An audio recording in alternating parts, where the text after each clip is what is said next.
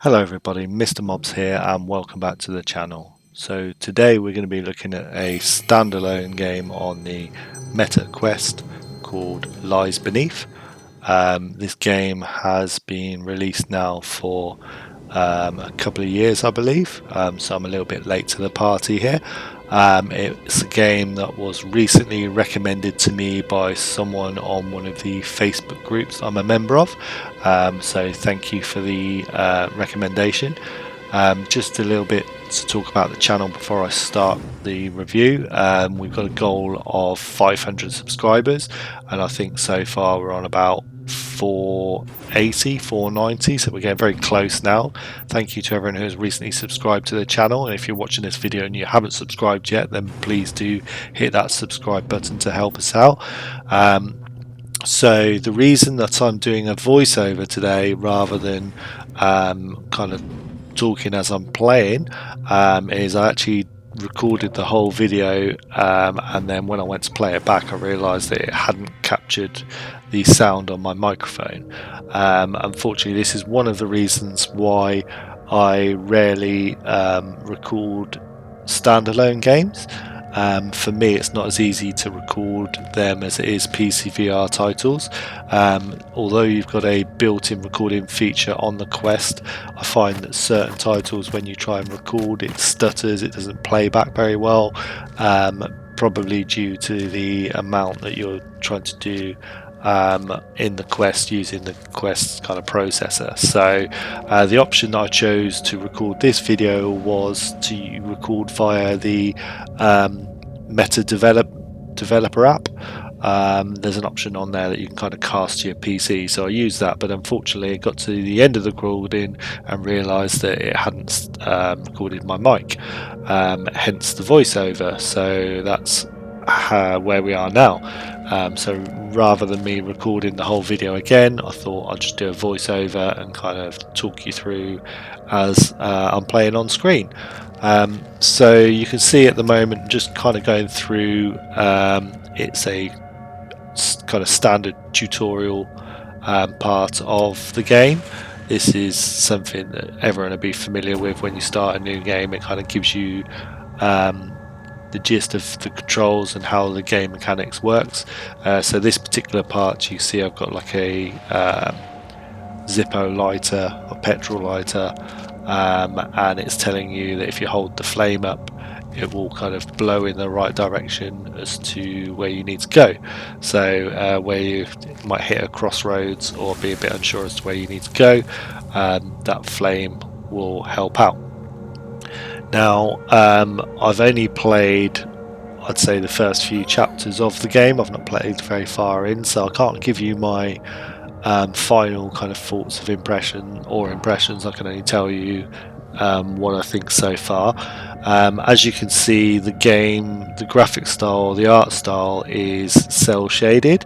That's a style that's been around for quite a while. I remember first seeing it around about the time of the Nintendo GameCube, which is probably a good 20 odd years ago. I think they did one of the Zelda Wind Waker in that style.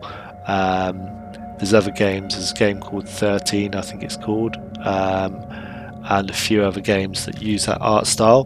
The cool thing about this art style, in my opinion, is that it ages really well. So if you look back at some of those older games, even though they're like 20 years old, they still look really good now. Whereas if you look at other games that's in the kind of normal art style around the same sort of time, they look really blocky and quite terrible. So it seems to be a kind of style that ages well. So what you see now, another 10 years time, hopefully will be still playable. If you can still play on a Quest at that time, you probably can't. But anyway, so yeah, they're doing it with a cel shaded style, and they're mixing it along with, like as you see here, comic book style. There is a bit of a storyline to follow, bit of text there to read. For the sake of this video, I kind of skipped through all that because I wanted to keep the pace of the video. At some point I will just reset the game just so I can read through all that and get kind of good good understanding of the storyline. But basically, from what I gather, is there's been a car crash. You fall out of the car, you're injured, as you can see. You're looking for your dad. You see a trail of blood on the floor, but your dad's not in the car. So where is he? Let me just read you the actual description on the Meta App Store for this game. So it says, Lies Beneath is a single-player survival horror game with a heavy dose of action. Something's gone horribly wrong in the sleepy town of Slumber, Alaska. Now returning college student May must fight to save her father and her sanity from terrifying townsfolk and creepy creatures infecting her hometown. Experience a living comic book full of frightening scenarios as you uncover the secrets of Slumber and May's past. With a full arsenal of melee and ranged weapons, May will fight monsters across the menacing remnants of her hometown.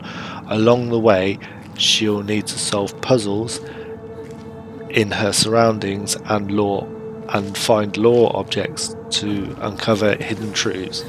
Lies Beneath features several difficulties and comfort options. So there you go, and it's got a 4.5 star rating there, so it's quite highly rated. I managed to get it with a 25% discount, but it was still quite expensive though. I think it was about £14. So I used some of my store credit that I've managed to get for that one. But yeah, it's still quite expensive, but because it had a high star rating, I thought I'd give it a go. So as you see, the graphic style is quite fun the way they've done it. You see this bit here, lots of jump scares as well throughout the game, so be prepared if you're going to have a go at this. Be prepared to be made to jump. I guess this would be quite fun to play around about Halloween time. I don't know if that's when it was originally released, but it would be quite fun to play around Halloween.